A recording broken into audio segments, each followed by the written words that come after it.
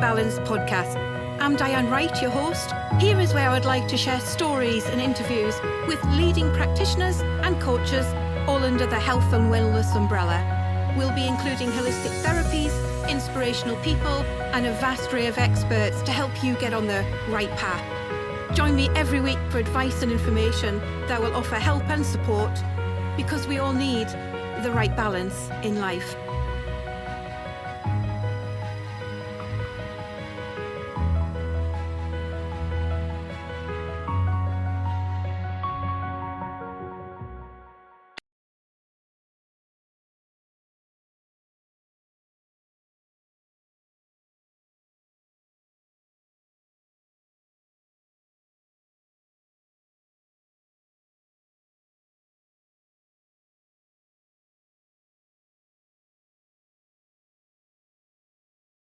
Good morning, everybody, and welcome to the Right Balance podcast. I'm Diane Wright, your host, and today I have a rather special lady, Judy Cook, who is a self-published author with a Sunday name of Judy Cook. It's a true life story of tales featuring everything from love, drama, heartbreak, loss, illness, strength, and perseverance. This book has been dedicated to the support of women out there suffering from menopause and life in general. Good morning, Judy. Welcome to the Right Balance podcast. How are you? Good morning, Diane. Good morning. Thank you. Yes, I'm a bit tired this morning because I was out singing last night, but I'm doing okay. I've had a We'll get to the singing in a minute, because you just don't go out singing every Tom, Dick and Harry's sort of venue. You have it professionally, though, don't you? We'll get into that in a second. Lovely. I would like to take our listeners back to the very early days of your struggles, if we can put it like that. Yeah. And the main reason for the book, if you could explain to the listeners about that, that would be lovely. The main reason for my book is it's hard to sort of like describe it to you, but I've been singing for 25 years, and ever since I was a little girl, it's a real cliche, but it's something that I've really wanted to do all my life. And why I say that is because I wasn't born and then I just thought, oh yeah, I want to be an entertainer. It was just the fact that my mum said when I was about 5 years old, actually, she knew that there was something inside me that was going to be different. She even said between 5 and 6, I could say the words supercalifragilisticexpialidocious.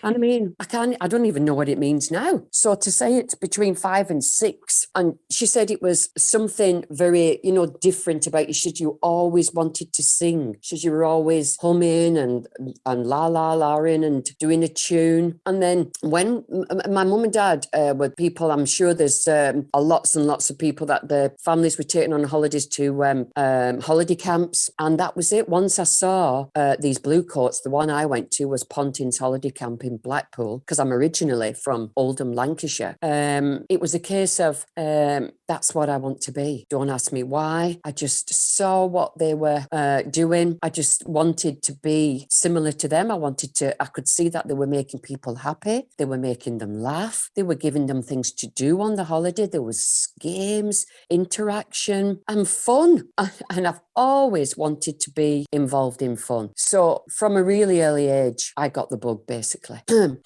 And then from there on, our holiday camp experience was every year. It used to be called Oldham Wakes. There will be people who remember Oldham Wakes or certain types of holidays, because it was people in factories, and they used to shut down because my mum and dad worked in cotton mills, and they shut down and everybody went on holiday. But back then, there's been things on television about Blackpool. It was absolutely packed because everybody seemed to go there. And that was me. And from an early age, went on holiday there, knew I wanted to be a blue coat, and that was it for me. I wanted to try my hardest to find out how I could become a blue coat. But from going on holiday, it did take a long, long time for me to become a blue coat, because I had to go to work, and I went to blue coat school actually as a teenager, and that's one of my chapters in my book. It's from blue coat school to a blue coat, which I find it's like fate. And from going to school, and then when I started work, I was 15 years old. But before all that, it was kind of like just growing up, like people do. You go to school, you find out about life. But when you're a child, it's lovely because you've got your parents there to help you. When you go to school, if there's anything happens, they're there. They have to come down and sort it out, and they look after you basically. And with your mum and dad's support, which I had from a very early age, it really does help. And where your help is immediately. It's your mother and father, your sisters and your brothers. I didn't have any brothers, but it was very much a family orientated life, really, when I was younger. And if I could have stayed in that bubble, I would have stayed in it forever. But unfortunately, everybody likes that bubble, don't we? We all like that bubble. We do. We love that bubble. Absolutely. And leading on through sort of the late teens, how was life in general with you as a person? How was it? Obviously, you're meeting boys and you're going out, and soon as the age of drinking, maybe going out partying and things like that. How was that life? Well, we were brought up very strict, and but it didn't do us any harm. It was very much installed in our brains when we were younger. Have a laugh, go out, meet your friends, experience your life. Don't tell lies. My father did not like lies. So if you did anything wrong, you were taught to, tell the truth. However, it may affect you, that was what it was all about. So anything happened at school, you had to go and tell your parents, or it was always a case of like, we'll have to tell your parents. So it was a very thing in life, you really didn't want to do anything wrong, because who wanted your parents, to dictate to you, so I mean, your life really, you just sort of went along with it. I went to junior school, and then I went to senior school, but the senior school, Blue Coat School, it was a remarkable school in Oldham. It was one of the best schools, and it was on a big hill, and it went under the name of Colditz because that's what it looked like, which is from a very famous war film. And but the school taught me everything I knew, and really then from that early age, the school productions I was involved in, and I used to rock. I've always rocked, to music, backwards and forwards. And when I was on the stage, I couldn't stand still. So I was taught by my singing teacher, and he put his hands on my shoulders, and everything I was involved in, I had to really stand still, because you couldn't be seen to be rocking about all over the place. So anyway, from an early age, I was taught how to sing properly, hold your head up high, smile. But I was never shy anyway. In the class, if they said, I was really into drama, and in the class, if they said, can we have somebody out the front? It was always, me, miss.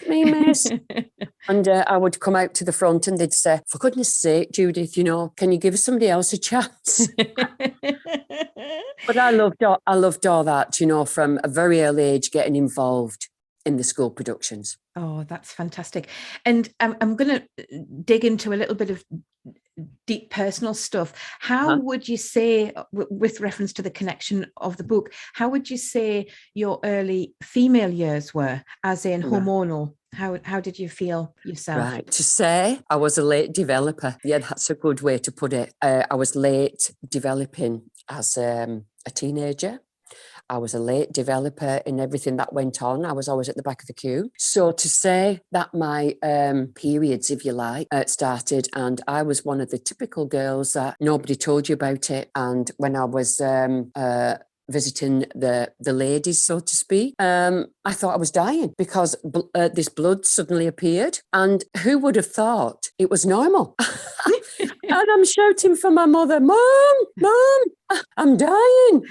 So, and all she did was produced the usual thing that us teenagers had at the time, which was the sanitary pad. That's the only way for me to say it, and a belt. if I'm not being too personal, but everybody's experienced it, so I don't think I am. No, it's fine. Anyway, so the usual dramas going from there, I had really, really bad periods. And when I was at work then, because I was started at Littlewoods at 15. So the usual dramas were learning how to go to work from going from school, 9 to 5:30 actually. And then all the, I started, say it was a late developer. I wish I'd have been a late developer finding boys. because I was in my first serious relationship at 16-year-old. I mean, what is that all about? And I met someone when I was 16-year-old, and it went on to be for when I was 21. Wow. Now, that is a real long time. I had chance to meet other people in between. It wasn't only just one lad because things went wrong, and you fall out and then you go off with somebody else, etc., etc. Life really does start, I think, for anybody 16 and above. Mm-hmm. That's when you tend to sort of like think to yourself, this is growing up. This is, especially if you've got a job as well. Not everybody's fortunate to have gone from school straight into work, which is what I did. So like I said, I wish I'd have been a late developer where lads were concerned, but I wasn't. I did learn the hard way about broken heart, etc. So I can say that my real turning point was when I actually turned 21, but not for the good things. I didn't get the key of the door. As I say in my book, there was no lovely cards. It was heartbreak for me at 21. And I truly regret that, because at 18, I got engaged, and at 21, I was facing heartbreak. So at 21, I was still working, which was my big saviour. I worked at Littlewoods for 9 years, and it was my saviour because my life was a mess, but I turned up into work. Now, that's where your mother and father come in. You've got to go to work. You've got to turn up. You cannot afford to not go to work. And that was drummed into me from a really early age. And going to work saved me, because it was the days where your employers used to look after you, because you brought your troubles into work. Because if you had any dramas, you'd say to your friends, which are my lifelong friends, which are my friends today, oh my God, look who's coming through the door. And it would be some boyfriend or something, or somebody that you'd met. And your manageress was like, excuse me, I'll handle this. Can I sort this out? And that was how it went right up to me being 21. Wow. And then going back to the periods, how was your periods during the later teens life? How were you coping with them? Was there anything particular that came to mind? Nothing to do with the palpitations, but when I learned how to have a sociable drink when I was 18, shall I say, when I was into a pub, maybe perhaps before, but officially 18. And I started enjoying a drink. I was getting this little brown packet of money. I was going through my life. My periods were horrendous. But the other period of life, I should say, was working and getting a wage, at 16-year-old. And I put it down to these palpitations actually started when I would be about 21. And I put it down to the wine drinking, basically, because I was a true party girl. Okay. And I loved my wine, maybe a little bit too much, as we are when we're younger. Now, I would have been experiencing these palpitations through the night. You wake, you should never, ever go to sleep on the night time with a drink, because you don't sleep properly. It knocks you out for about 4 hours. And then you wake up, you're sweating. And I would be having these palpitations, but I just thought it was down to the drink. But little did I know that later on in life, they would come back to bite me. And that's the point now where, when things start to turn for you, with reference to the first signs of the menopause symptoms. And how would you describe that, Judy? Well, like I said, then I turned 21, and my life was terrible from 21 to 25. And this was the palpitations. There was no menopause symptoms as such. It was just the fact that because of the life I was leading, going out, having a drink to try and repair things, which isn't the way forward at all. I would never recommend it to anyone. I was sort of like making myself worse, because these palpitations were there, and it was always because I was having a drink. I was always in a bad state of mind because of the life I was going through. And then, like I say, I had to find the change. I had to find my turning point. And that happened when I was 26-year-old. My periods were still horrendous, but my turning point came. And what happened at 26, Judy? Well, I was still at Littlewoods, and I went on the sick from work. And in those lovely days, you're on a full contract. You got paid if you were off ill, you had to phone in work before 10 o'clock in the morning. God, I wish them days were back. And if you phoned in Monday morning before 10 o'clock, you got paid. So I'd never been off work really, because like I said to you before, it was installed in your brain to go to work whether you were ill or not, which, you know, these days nobody'd ever consider doing really. And but that's what I had to do. I had to go into work. So I was off sick, and I decided that this was my opportunity to inquire about going forward and singing, because I'd been singing. I was involved in amateur dramatics, which is very good for me because they always say I'm a bit dramatic. And I got involved in amateur dramatics, which came from the singing, etc. And like I say, it was just a roller coaster then. And I went inquiring about being a blue coat because I'd heard such a lot about it. And I found my way back to thinking, remember those days, Judy, when you wanted to be a blue coat? And at that time of my life, when I was 26, it was big, you know, to be a blue coat was the way forward. So I went for an audition down Manchester, lovely hotel. It features in my book. And back then, you know, I mean, I could sing, but I couldn't talk the talk. And when I went for my audition, I sang a couple of songs. You had to do a ballad and you had to do a slow song. And they said to me, oh, you know what, that's wonderful. Can you tell us a bit about yourself? Well, I put the microphone down, you know. I was speaking in the microphone, and they went, oh, no. We'd like you to, you know, put the microphone down now and talk to us. I says, oh, I can't do that, you know, because I could talk in a microphone, but I wasn't very confident talking without the microphone, if you know what I mean, about myself, really. It was like your crutch, really, wasn't it? Yes. It was, yeah. Even though through Littlewoods, I'd learned how to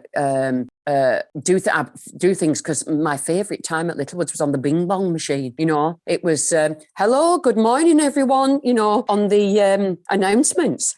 Yeah. So I was confident, but with something to speak into. Do you get me? Yeah.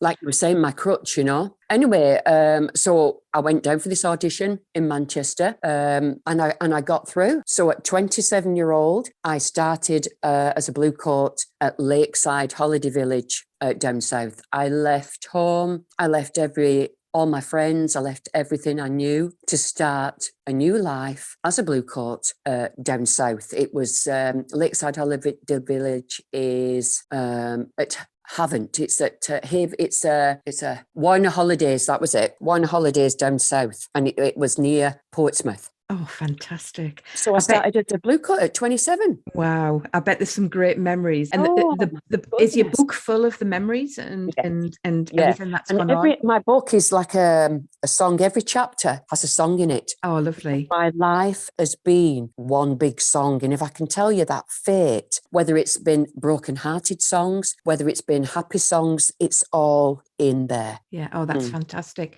How many years were you a blue coat for, Judy? Well, that was a big part of my life. Like I said, 27. I went self-employed at 30. And by this time, I'd met the man that I'm married to now. Oh, lovely. And I left Oldham to get rid of boys and start afresh. But they do say you meet somebody when you're not looking for it. Yeah, that's so true, isn't it? That's so true. And so how long were you a blue coat in total? Right. I went self-employed at 30. I was now doing singing myself, as well as doing blue coat duties. And I think to pinpoint it down, in and out, I think it's got to be about 5 years or more. Because I remember all in my 30s, that was when I was coming from holiday camps. And then, like I said, I'd met my boyfriend then, so to speak. We got engaged and then we started singing together. So it was all... It was around holiday camps, hotels, etc., etc. But I want to emphasise, through my 30s, I was still experiencing those palpitations. And for people listening now and wanting to get maybe a better understanding or just as an understanding from your point of view, what these palpitations were like, was there any warm glows? Was there any sweaty palms? Was there any sweat? Was there any dizziness? Yeah, the sweat at first was all night sweats, and I put it down to, because like I said, I was in a socialised job. You worked hard, you played hard. But there was always, like I said, there was always a social side to it, you know, and a drinking side. I was never an excess side, but if I'd knew then what was causing the palpitation, who knows? Yeah. Who Yeah. knows That's where I right. would have been? And then, like I said, I touched 40. Now, my 30s and my 40s were the greatest time of my life, even though I was experiencing these conditions that I didn't know anything about because I didn't have any children. Now, I think if I'd have had children, people tell me, you know, when you have a child, they find certain things because as I'm going to get to, I was born with a condition, with an underlying condition, which didn't come out until the menopause. But going back to, like I said, my 30s and my 40s, they were the best times of my life until I touched 40. I would say from 45 onwards, but then I went on HRT at 48. Was that HRT recommendation, was that from the local GPs? Yes, yeah, That because I was experiencing sweats, Mhm. not just at night time now, through Right. the day, right from my feet. They would come up and, oh God, it was horrendous. And this is where your personality changes and you don't know what it is. And yes, I was recommended HRT because my singing was really good then, you know, everything was going forwards. So if I didn't get recommended, fortunately for me, I could have HRT, but if I didn't have it, I might have not had my career. Because So within 2 weeks, it sorted me out. so with this menopause treatment, can I just ask, personal, obviously, what sort of treatment was it? Was it patches, tablets? It was tablet form, yeah. Yeah. And did you, maybe a week into it, 10 days into it, did you feel a difference? Did you start to experience the difference? I did. Because from going from somebody like everybody is different with the menopause, but as we say so much, my mother didn't suffer anything, so I had nobody to ask about the menopause, so I didn't know what to expect. And before I had HRT, I was a mess, you know. I was sort of like, I couldn't focus on things. I didn't know what I was doing. As they call it now, brain fog, but you didn't think it was brain fog then. You know, you would go to do something thinking, what am I doing? Yeah. I was doing a job where I had to drive, where I had to sing, where I had to be on top form. And then 2 weeks into taking that HRT, which I was quite apprehensive about because up to then I hadn't taken any medication, only for colds and things like that, you know, to keep me working, you know, because everybody suffers colds during the life, etc., etc. And when I went on this HRT, I thought, what's it going to do to my body? But it was a low dosage and it sorted me out. Within a month, I was back to normal. Brilliant. Oh, that's amazing. Was there any other help available for you, Judy, when you were going through this, or did you approach any other sort of help groups as such? No, right. What it was I was 48 right now. When I touched 50, this is when it all started to go downhill for me. The palpitations that I thought was down to me having, you know, a sociable life. I didn't, because I was driving a lot then when I touched 50 and stuff, the drinking became less because you can't do the same. You know, when I came from the holiday camp life where you just switch off and go to bed and don't drive anywhere, when I started to drive for work, that's when, of course, the drinking became less. So I thought when these palpitations were there, I'm thinking, well, it's not down to, you know, the lovely wine, etc. So why are these palpitations still there and why are they interfering with my life, which is what they started to do at 50. Right. And going forward from that point, was this where they started to dive into your health? Is it as you know it today, and they discover that there was a congenital problem that you were actually born with? Is that right? Was I? I couldn't believe it. When I was 5, my mum, I found out after this, I had a heart murmur. And when I went to the doctors, it was a case of like saying, oh, she'll grow out of it. You know, she probably even won't remember it. And that was it. Nothing ever spoke about again. So when I found out at 50, through, oh my God, I started to experience rapid heartbeats. And it was really frightening. The palpitations became more extreme. They would last longer. It wasn't a palpitation anymore. It was like they came from my feet upwards and I just thought, this is the sweats. But this rapid heartbeat was extreme. You know, it was bum, bum, bum, bum, bum, bum, bum, bum, bum, bum. And I'm thinking, oh my God, what? And you just sit down and think it'll go away. But from it lasting 15 minutes, it went to half an hour and then it went to more than half an hour. Now, in that process, I'd found out that anything to do with your heart you've got to phone 999 immediately, because then in that process, I'd found out that I was born with an extra heartbeat. And it was, that's what they call them. The word is SVT, and it's supervacular something. Wow. And so it's a condition. Yeah. And nobody knew about this, obviously. Well, they had looked at you in an earlier days, and thinking it was going to be sort of pushed aside, I suppose. Going forward from that point, I believe it was horrendous. And the treatment for that, Judy? Right, how can I put this? I was born with an extra piece of wiring. This is what I was told when I eventually did get to see a specialist. Now, this piece of wiring was interfering with my life because, like I said, it shouldn't be there. And my heartbeat was going up into, at one stage, it was going into 200. But everybody kept saying to me, they kept saying, are you have you got lots of breath? I was never breathless because I've never smoked. So I always put it down to that. So it wasn't I wasn't in pain, but it wasn't nice. Do you know what I mean? And I said, what happens? I said, if this heartbeat keeps going and going, and they said, well, the inevitable, if you don't get it seen to. Gosh. So anyway, it was horrific. And so the treatment I was offered, I was still on the HRT, but I was offered beta blockers. That's not a term they use now, but that's what they were called, which is what people will be associated with, the words. Yeah. Now, you take HRT and you take beta blockers alongside it, and they're supposed to help sort this palpitation stuff out and this extra heartbeat. And they did for a while. But like I say, unbeknown to me, if I was born with this, it's not going to go away on its own, is it? Now it's come and shown its face, That's right. So I just had to keep coping with it. Now, how I coped with it, with the beta blockers and the HRT, was because it didn't affect me at work. Okay. Then when I turned 54, 55, I'd put up with this for nearly 5 years. And then, oh my God, that was it then. It started to affect me more and more. And when it affected my career, it was horrendous. I was doing a Christmas Eve at a hotel, and this is the first experience I ever had. And the place was packed. I was in my Santa outfit, and this heart rate came as I was singing, and it never happened before. And I was absolutely, and I was looking out to people, and in my own mind, they're all laughing at me. Do you know, like a puppet show where everybody's laughing? Yeah. I looked as though I was punching Judy, and these people were all laughing at me, but they weren't.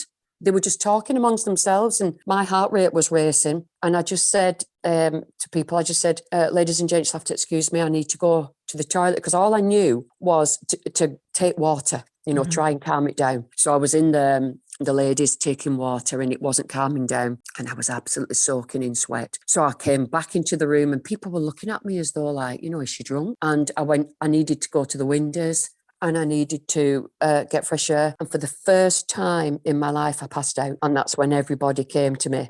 Ambulance was rung. And on this occasion, let me tell you, this was the 24th of December. And I was taken into the ambulance, and they wanted to take me to hospital, but I was fine once I got in. They put all these wires on me and everything. And I did calm down that particular time, but I was so close of having to go to A&E on Christmas Day. That's right.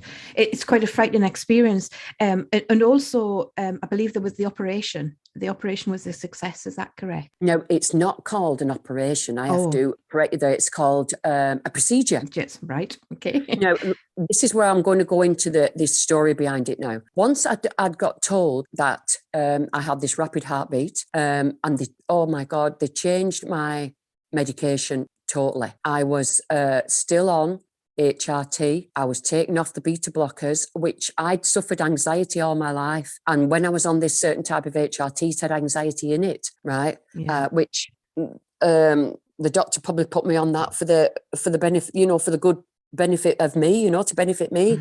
And then when this heart thing was disturbing my life, I was totally put on something that I didn't know anything about. There was no anxiety in it.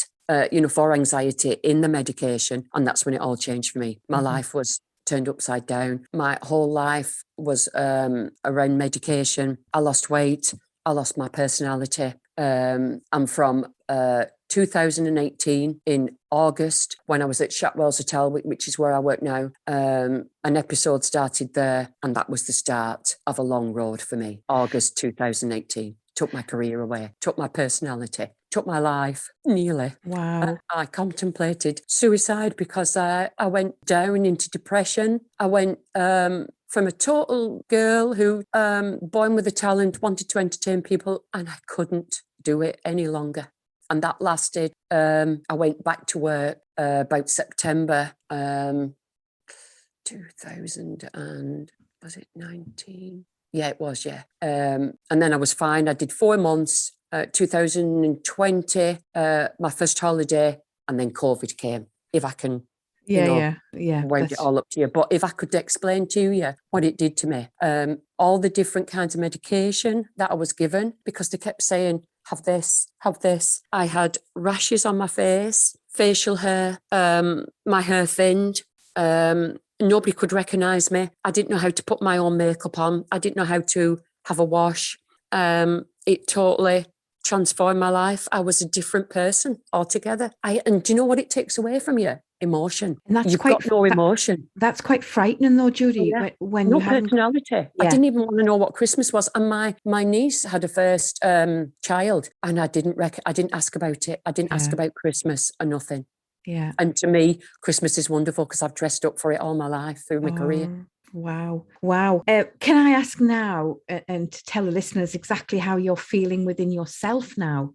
Mm-hmm. Like I said, when I found Familiar Faces, this was in January of, 2018 was when I was ill. I was going backwards and forwards to the doctors, etc., etc. I found Familiar Faces round about 2000, end of 2018, and it was one-to-one discussions with them. They saved my life. They literally picked me up off the floor. And do you know the very words that they told me when I first met them was, "You will get better." And I hadn't heard them from anybody. Yeah. Wow. And then in 2020, after being with Familiar Faces, I met Gateway for Women in January 2020. And all these connections are within the book, Judy, as well, aren't they? They're all talked about in great detail. I also have details of all Judy's links and connections, especially for the book, and her website, which is called mydoorsofdestiny.com, where you can contact yourself, Judy, for anything, if anybody's got any concerns. Can I just say before we wind this up, Diane, I just want people to know help is what you really, really need.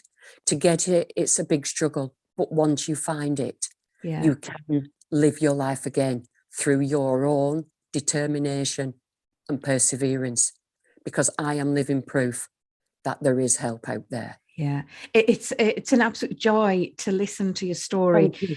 And to basically open up your whole world and life to explain this to people, and there will be people that it will resonate with. And to listen to your story and to read the book, and to know that there is help out there for everybody. And it might not be the same journey, but there might be little bits where somebody will go, "Oh yeah, that resonates with me." And that's what it's all about. That's exactly what it's all about. Now, it's coping with life and having to cope with an illness. Which people do. I didn't have children. Like I said, there's so many people out there coping with this, and they've got a very different life to mine. But I'm just wanting you to tell you that I am a human being, and I did suffer with it. And also, just before we do wind up, what's next? Because we did talk about you being singing last night. So where are we on the singing front now, Judy? Oh my God, I'm back at work. I've just done my first month. I didn't have any work for 18 months, Diane. It was so tough. And I was better when I didn't work, when I was off work all that time. I was ill, but I was better and I couldn't work. It was so frustrating. But I did sing to my neighbours outside through the lockdown. That's where I got my strength back from. I did VE Day outside, dressed up in my army outfit, Oh my goodness. For the neighbours, because we could social distance. And that's when I got back into my singing. My confidence came from my lovely neighbours and singing outside. Yeah. And then, like I said, getting back into work, I've just done my first month back at Shotwell's, but Gateway for Women let me, because don't forget, all my confidence had gone. Yeah. They let me take my gear. They let me sing to get my confidence back in front of an audience. And then when I went back to work, it was difficult because 18 months without singing, you lose your muscles, your vocal cords, and I've been struggling with that. And it's just coming back now. It's like a full circle, isn't it? I mean, we talked initially, the first few paragraphs that you talked about was you singing all sorts of little things at a very, very young age. And I've had to learn all over again. Yeah, but it's been that big crutch in your life that kept, or to be able to go back to something that's given you the freedom and the happiness that makes you laugh and smile about. It's an absolute pleasure to talk to you, Judy. And thank you.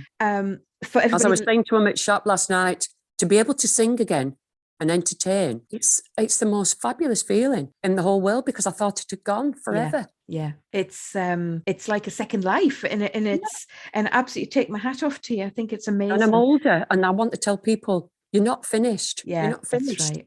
I think that's a huge sentence, because there's a lot of stigma around that, and it's not. Once you get on a slippery slope like that, it's tough to get off it. Pick your boots up and move on for you. And I think that's the biggest accolade. Thank you so much, Judy. All Judy's notes will be at the end of the podcast, where you can contact Judy, and also, as I say, where to get her book from, and have a good read. And it just leaves me to say, Judy, I wish you all the very best in the future. Please don't stop singing. And I can't now. That's it. I'm hooked again. Good for you. Thank you so much for your time and energy, and we'll hope to see you soon again. Thank you. Thank you. Bye-bye.